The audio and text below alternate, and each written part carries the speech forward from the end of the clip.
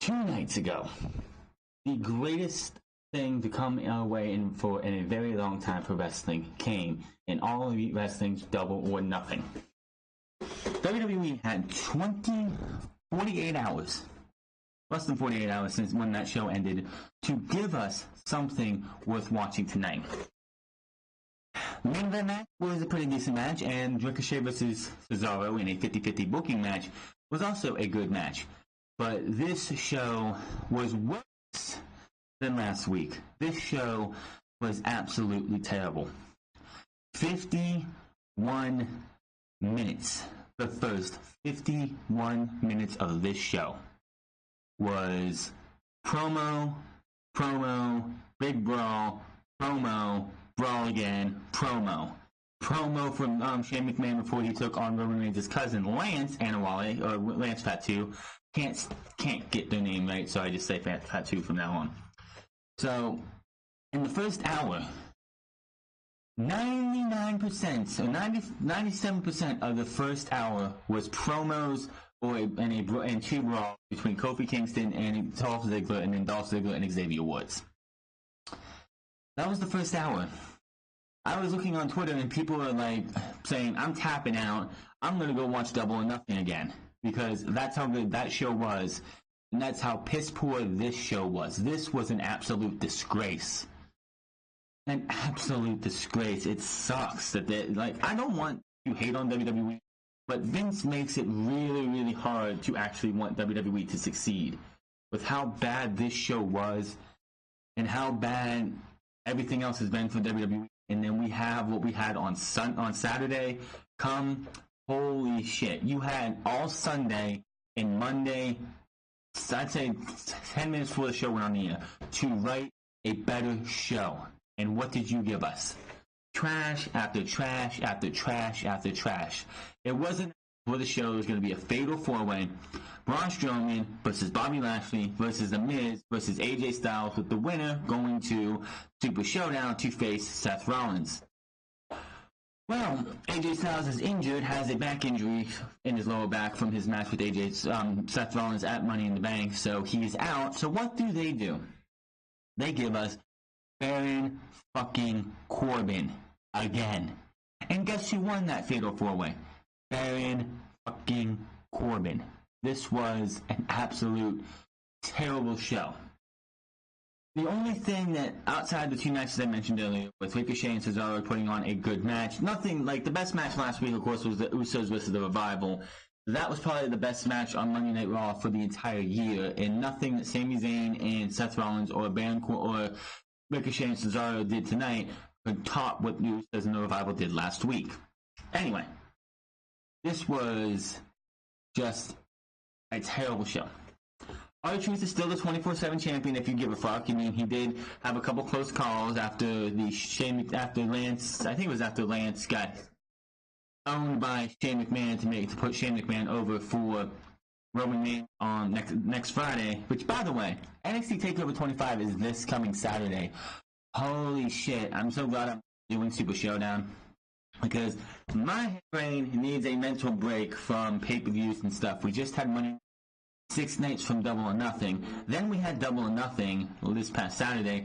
And this coming Saturday is NXT TakeOver 25. So holy shit, I'm going to need a goddamn break.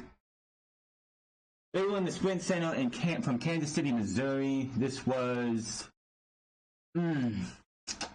We see in the back, we see Brock Lesnar with Paul Heyman. They will be here for live tonight to make an announcement on his Money in the Bank cash-in. We go right to the ring. Comes Kofi Kingston because of the wild card rule. Yay! The wild card rule has been mostly Roman Reigns, Kofi Kingston, and for SmackDown, let me see what else here. Kofi Kingston, Roman Reigns. Raw has been... It's like the same people over and over again, and this is not going to help the show. There was 4 tonight, yeah? You had Roman Reigns, Kofi Kingston, R-Truth, who's still on SmackDown Superstar, and I believe there was one more. I can't remember off the top of my head who it was, but the wild card rule is still what it is. Now, with the fact that WWE stopped canceling house shows, they did also make a note that due to the wildcard rule being a thing now, Drew McIntyre will be replacing Roman Reigns at multiple house shows next month. So WWE will have somebody there instead of Roman Reigns, which it's like, why do you need this wildcard rule? Roman doesn't have to be on TV every single week.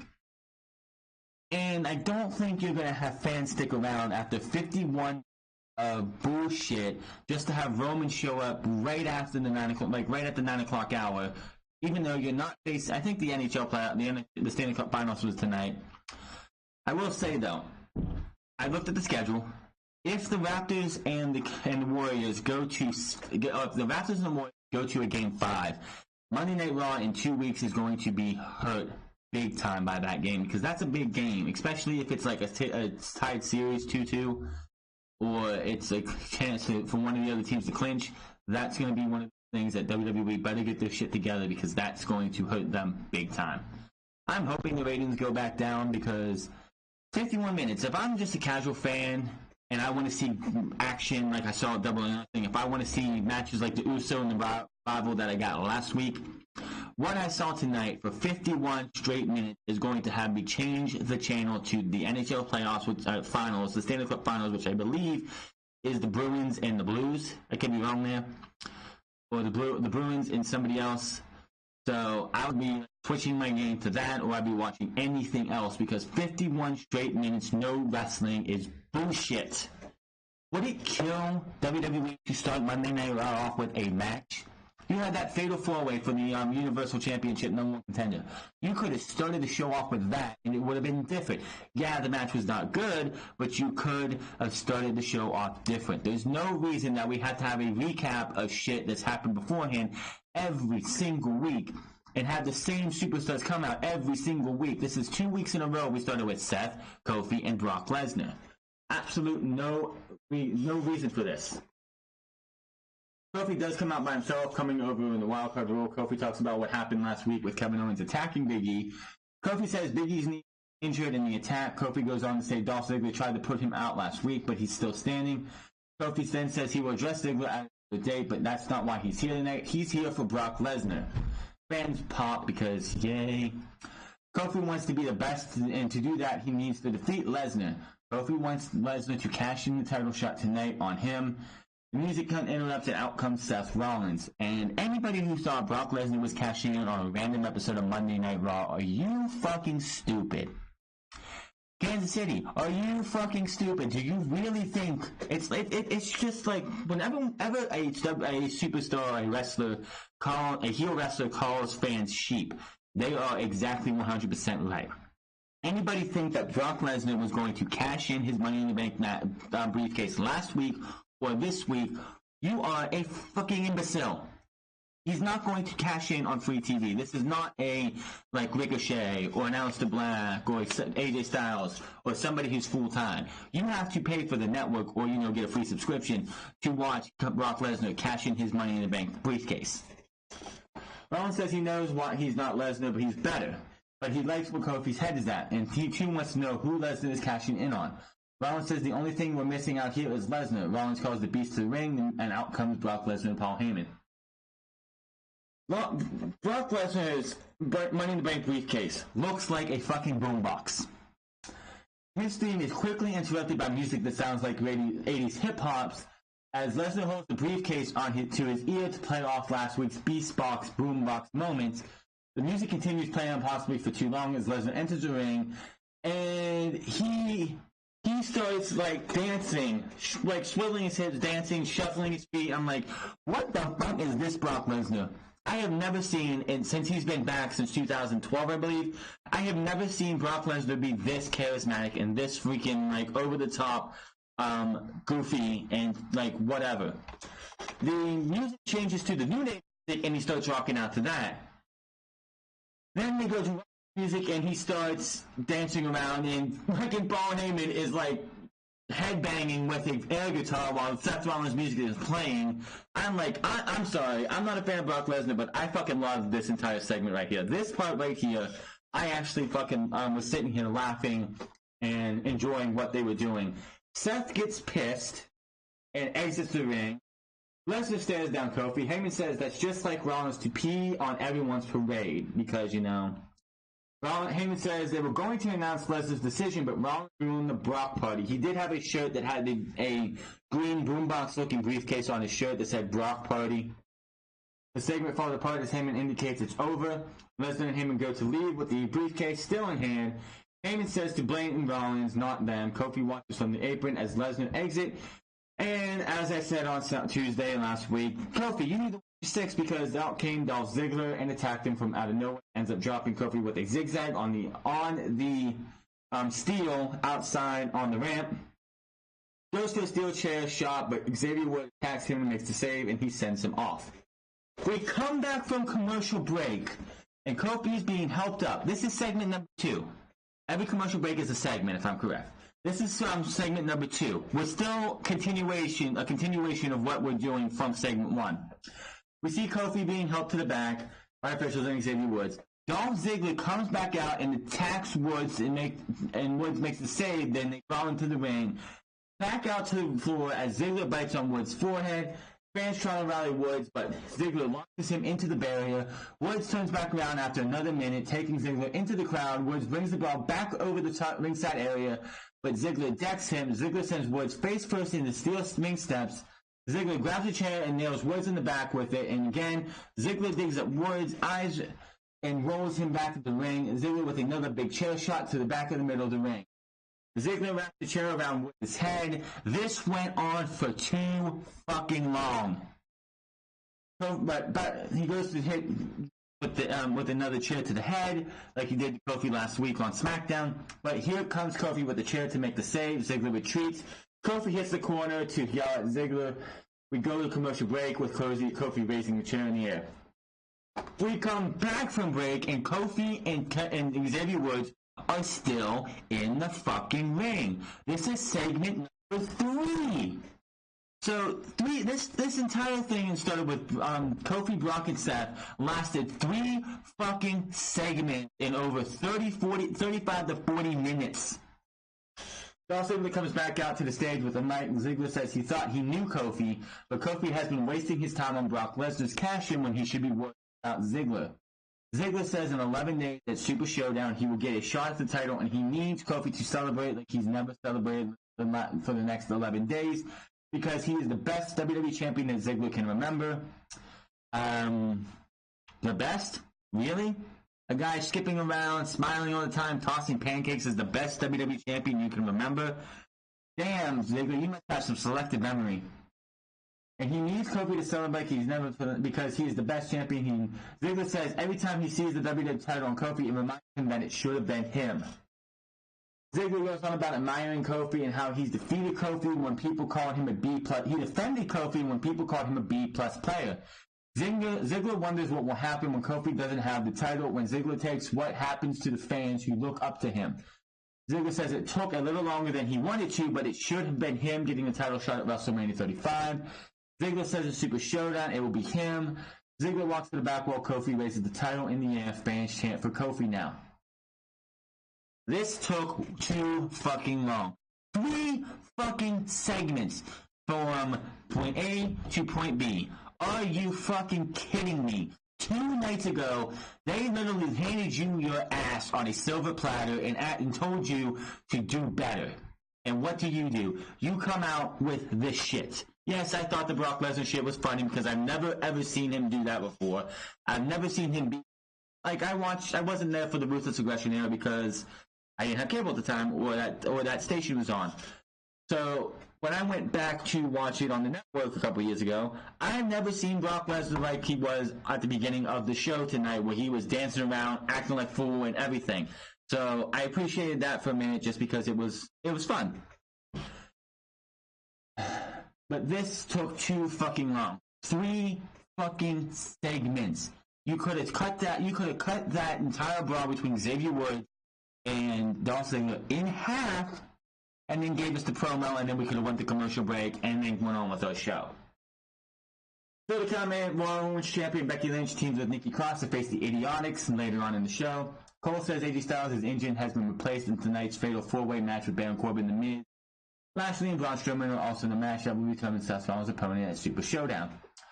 We see the Usos hosting a Memorial Day block party outside the tent area of the tent, with EC3 looking thrilled to be there, quote unquote.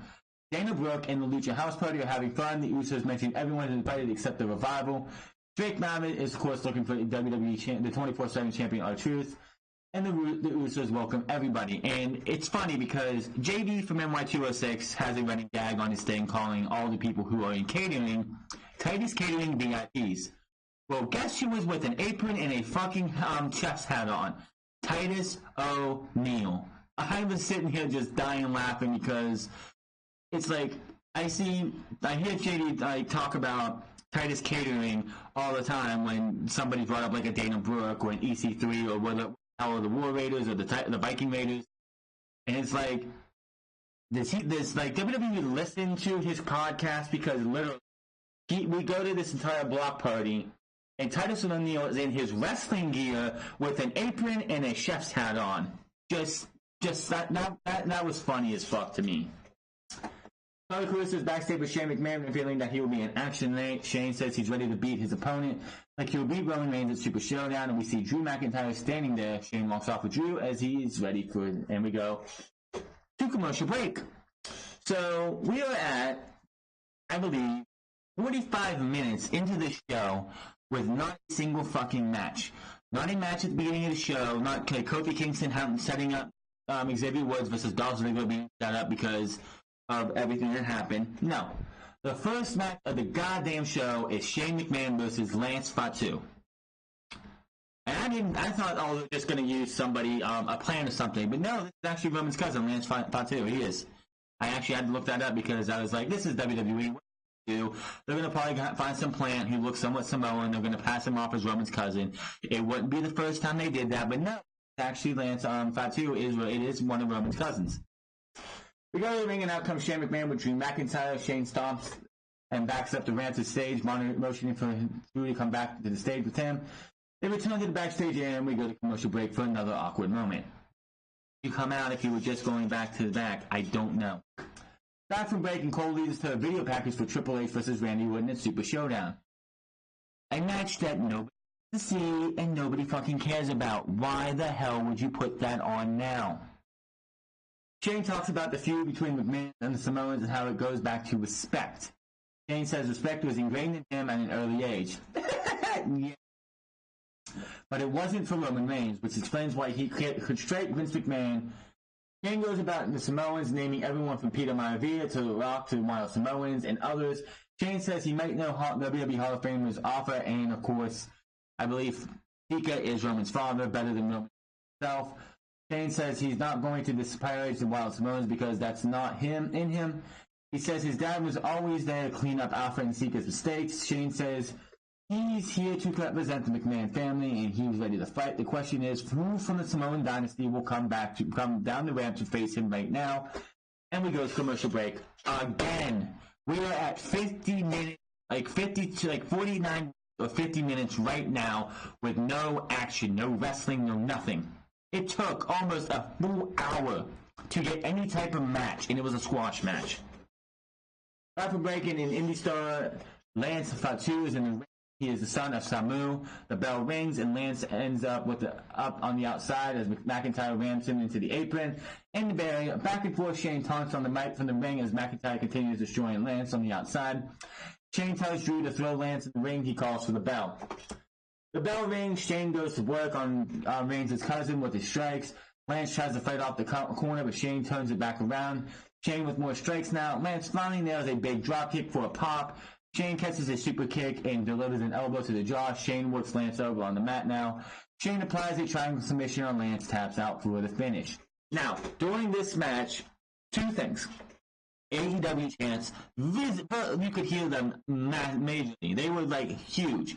You heard AEW, as soon as, I think halfway through this match, you heard AEW, and this is awful. You deserve all that, WWE.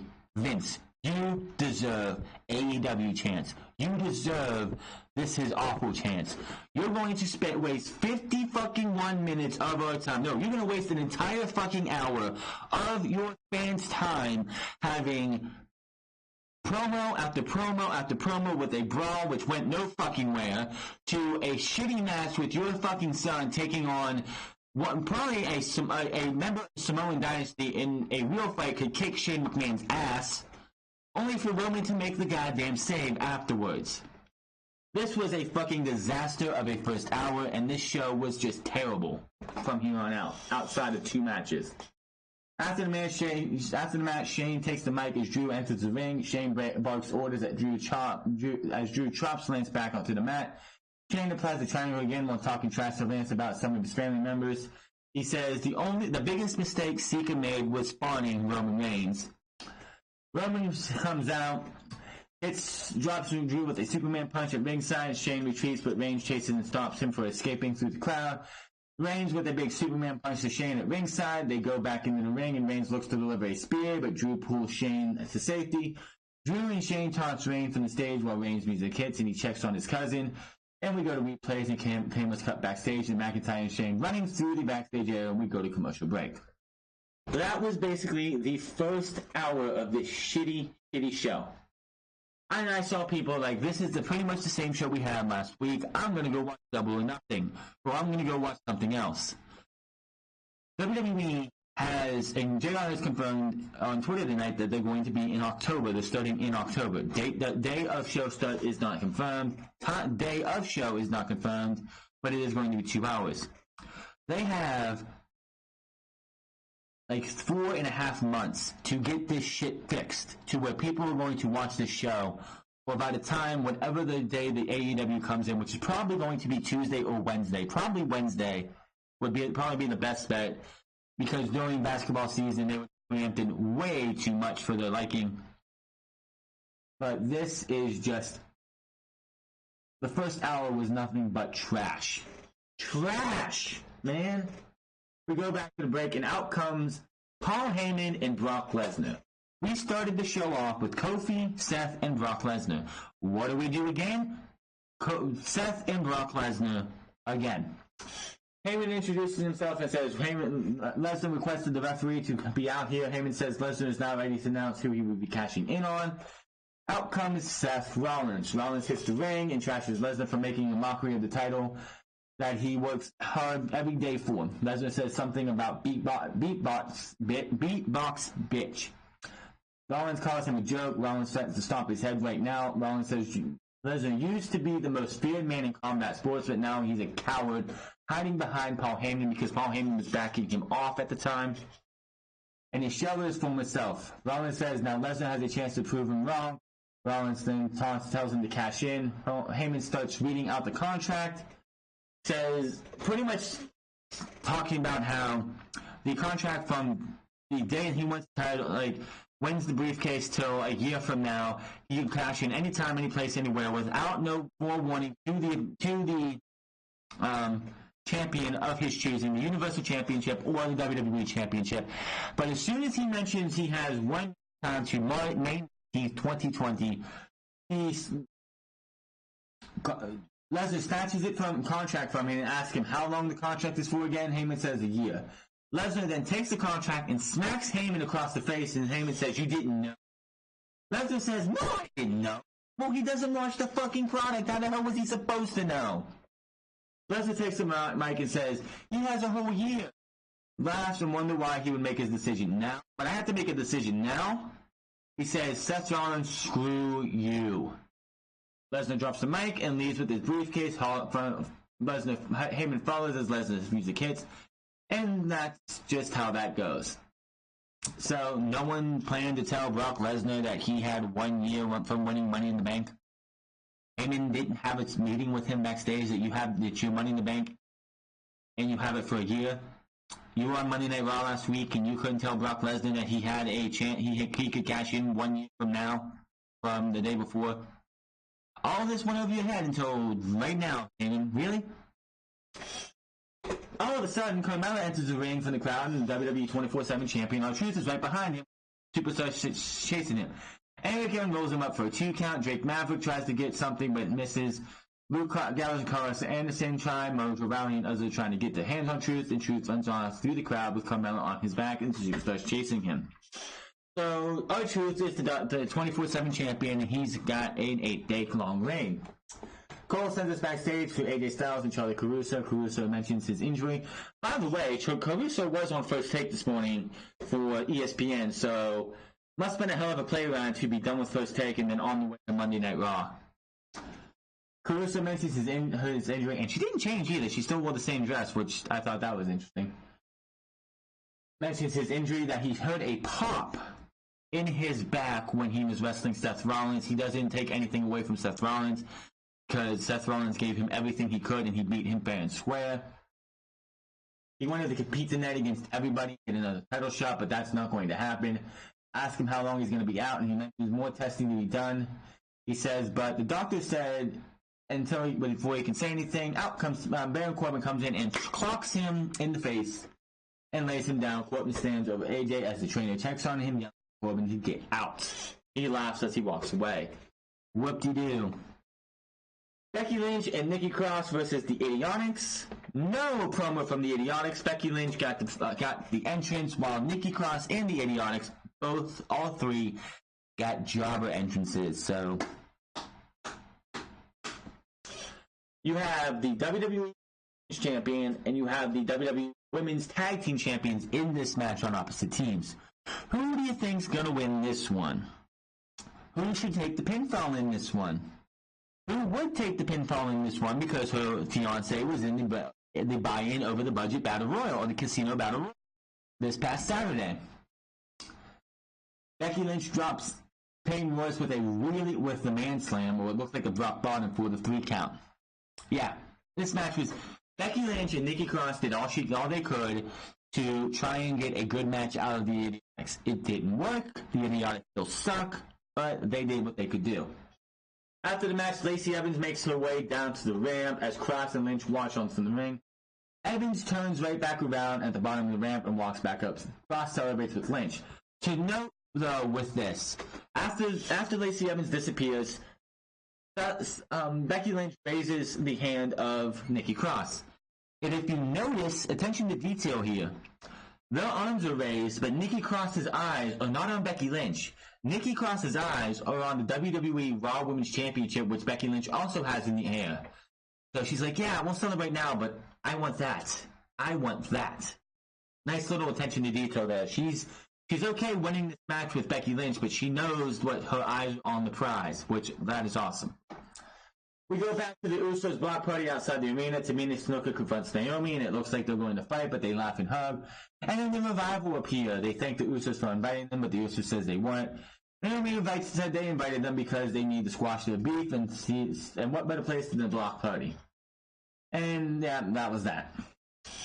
Ricochet versus Cesaro, definitely another good match here. Match of the night, in my opinion. And unfortunately, it's like, I like Ricochet, I like Cesaro, what they can do in singles matches, but when you see them have a match last week, and them have a match this week, it takes you out of it because you know this is going to go, who won last week? Cesaro. Okay, so Ricochet is winning this week. But the way the match ended was something that was fucking awesome. Cesaro was like, Ricochet was out of the ring. Cesaro was leaning on the ropes. Ricochet does a handstand, hooks his leg onto Cesaro, gets up into the electric chair, turns around, hits a Hurricane Rana, and pins Cesaro for the 1, 2, 3. I was like, holy shit, that was fucking great. I mean, like, I'm sitting here, it's like, Ricochet's gonna win this. I mean, this should mean something. These guys should be fighting to possibly go for the United States Championship. And I'm like, this match should mean more than it does. And then I see that ending. Oh shit, that was awesome.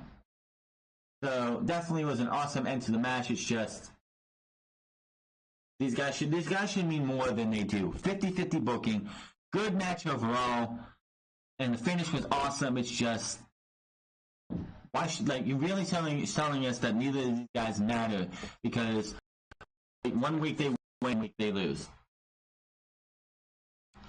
50-50 booking is the detriment to WWE. We have Cole show us stills from the controversial finish from Rey Mysterio's United States title win over Samoa Joe at Money in the Bank. We also see post-match attack from Joe. Cole says Rey will be here next week to relinquish the U.S. Championship due to a separated shoulder caused by the Uranagi Joe hit on Rey Mysterio. That sucks, and Joe comes out and says Rey is going to come to Raw next week to do the right thing by releasing the title. Joe says he will be waiting to take back what was always his, rightfully his, and that was it. Still to come, Corey Graves will host the Electric Chair Q&A segment with Sami Zayn, and we go to commercial break. Back from break, we see the Revival and the Usos going at it in a game of cornhole at a block party. Yay!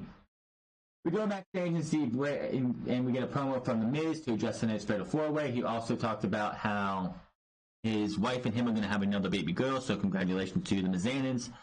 Braun says he's going to make sure that Braun Strowman and Bobby Lashley and Baron Corbin will get these hands, and that thank you and congratulations to The Miz, and that was where he started. They called this a Fatal 4-Way elimination match: Braun Strowman versus The Miz versus Baron Corbin versus Bobby Lashley. They called this an elimination match, but Braun Strowman and Bobby Lashley towards the end of the match fight into the crowd and just disappear. End the days by Baron Corbin, and we have Baron Corbin being the number one contender. 2 days after, we had probably the best pay-per-view of the year, that not named a TakeOver. You got Baron Corbin versus Seth Rollins a week from Friday. Vince McMahon really wants this company to die, I swear. We're going to look at the Usos block party, and they have words with the Revival after one of the Revival, I think it was Scott Dawson, blocked one of the Usos from throwing the beanbag into the cornhole. And out comes, they look like they're about to square up, and then out comes R-Truth, who runs in. Other superstars trying to take the title. Luke Gallows and Carl Anderson take out Drake Maverick as a big brawl breaks out under the tent. Truth manages to escape with the title as other superstars chase him. You're a SmackDown Live superstar. Why are you even here? We get the new Firefly Funhouse segment with Bray Wyatt. Wyatt is talking to a group of kids once again. He has looks like one of those those little paper plates that you would have as a kid or something with what he calls the Fiend, a little drawing of it on it. He has it across his face, he brings it down, and he has a smile. And asks if we liked his recent secret, and he calls the monster the Fiend, but says he's alright because he's here to protect us. Abby Witch says you're a psycho, and he says, I'm not a psycho. You're a bully. She says, what are you, a doctor? And he actually has this little thought bubble and has a little light come up on his head, a little smiling light. Drops down for a second, comes back up with a lab coat, a stethoscope, a pair of glasses, and it looks like a clipboard. It says, yep, and I figured it out. You're a bully. And she says she doesn't want to be in this limbo anymore. And he's like, did somebody say limbo? And you have two kids, one who holds the thing up like he's deadlifting it, and another kid who's half his size with his hands up so high it looks like he can barely even reach the pole. Wyatt says he will always lift away, but all he has to do is gets down and does his old crab walk, his spider walk, if you want to call it, that he used to do. Says all you have to do is let me in. And that was the end of the segment.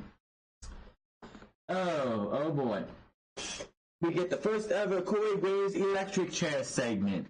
They have an actual old-fashioned electric chair in the middle of the ring. So when they said electric chair, they meant it. Is it live? Is it hooked up? Hell no. It's just they sit in the electric chair. We go to the ring, and Corey explains, and this is in with Sami Zayn in the electric chair, and explains his new segment and says, no matter how controversial, no questions fans is off limits. Graves says he welcomes his first guest, and most boos Sami. Graves asks if he's ready for the electric chair, and Sami takes the seat. Now, anybody who thinks these are actual fans who want to ask actual questions, you're fooling yourself. These were obvious plans planted by the WWE to ask stupid questions that nobody gives a shit about. The first fan asked Sami, when is your retirement date? What kind of fucking question is that? It gets worse. Sami asks if the man's father and mother are related. Corey calls on Kayla Braxton, who is in the crowd with a younger fan, and asks if he misses the Ginger Snaps, which was his team, with Becky Lynch from the Mixed Match Challenge. What kind of fucking questions are... He throws a duh at him, and the fans laugh. Sammy asks where her parents are and says, You've done a terrible job. Your daughter has no respect. Were you really asking me about Becky Lynch or Seth Rollins? And then, of course, Corey is like, we're not going to do that. Goes over to Sarah Shriver, who asks a fan. Sarah is with a fan who wants to know, what is it like to have Braun Strowman destroy you? Sammy says he'd rather come punch this fan in the face than answer the question. Sammy says he's not going to because the man wouldn't have the balls to fight back. He just be sued because that's what the Americans do. Sammy says this is really disappointing because these fans could ask him anything in the world. Graves calls on Charlie Caruso, who is in with another fan. He asks her why Sammy hasn't won the Universal title yet. Sammy says these people really have to step it up. Says he could win the title anytime he'd want, but he's not interested right now. He'd rather hold the fans accountable. Fans said, and this was interesting, says they could ask him anything, even about AEW. And the fans gasp, and out comes Seth Rollins. Enters the ring, tosses the electric chair out of the ring, and Sammy retreats to the floor. But he will be wrestling Rollins next as we go to commercial break. So we had a non-title match, Seth Rollins versus Sami Zayn. Seth Rollins is really starting to have really notice a crutch over the last year or two. Every time Seth Rollins is in a high-profile match or a big match or a main event match of any show, he always has to go to the busted knee syndrome. He has busted knee syndrome. Yes, he had an injury a couple years ago. Blew out his knee in 2015. Doesn't need to be a crutch in every single match. He had it here tonight. He did a suicide 9 and completely his knee buckled. He sold the knee. At least he sold the knee the entire match. So hopefully he is not actually injured. But it's really hard to take his injury seriously because it happens every single fucking match. And of course, the big thing was the fact that Brock Lesnar was actually still in the building. So if Brock Lesnar wanted to come out and fuck Seth Rollins up and take the title, he could have, but he didn't. So Seth Rollins beats Sami Zayn with 2 curb stomps. Well, 1, 2, 3. After the match, he stands tall. As the music hits, we go to replays and stands tall as the title as well goes off the air. So nothing changed. Nothing changed for the better on WWE. We had an electric chair segment, which is just as bad as when Alexa Bliss tried to do an interview segment back when she was running the women's division with Bayley and Sasha Banks. Anytime one of these interview segments happen, it's plants. It's people that WWE pay, or it's people who work for WWE, people that are related to somebody in WWE that just sit there, they ask stupid questions, and that expects for WWE, for fans to like, oh, these people actually want to ask these questions. No. I would have asked Sammy, how does it feel to have Vince McMahon telling you what to say to the WWE Universe? Or Sammy, after he mentioned AEW, I'd be like, Sammy, how much would you rather put the mask back on and go work for Matt and Nick? Ask real fucking questions, not, what is your retirement date? The guy, are you fucking kidding me? Do you miss the ginger snap from the Mixed Match Challenge? Who gives a shit? These are not shit questions. Why haven't you won the Universal Championship yet? Or challenged the Universal Championship yet? Because Vince McMahon is holding me down with this bullshit gimmick of me holding you guys accountable. Where are the real questions? These are not... I'm so sick and tired of seeing these fucking segments because these are not real questions. These are not questions from the WWE Universe. These are bullshit questions from Vince McMahon's head for him to have his plants go out there and question. These fans look like the same fans who sat in the crowd a couple months ago, last year, when Roman Reigns was feuding with Brock Lesnar. Paul Heyman mentioned Roman's name, and there was a group of fans audibly heard chanting for Roman when everybody else in the building was booing Roman. How is this going to help ratings? This was absolutely fucking ridiculous. This show was fucking horrendous. Yes, Seth and Sami Zayn was a decent match. Cesaro versus Ricochet was a decent TV match, a good TV match. Nothing on this show other than those two things were good to great or even passable. This is what you're going to offer fans when October is looming. AEW breathing down fucking neck. AEW chants could be heard when Shane McMahon was out there, but they went away quick because WWE and their audio magic. This is awful chants were heard audibly. I'm sure AEW chants were heard throughout the night, but it was really doing Shane McMahon's shit.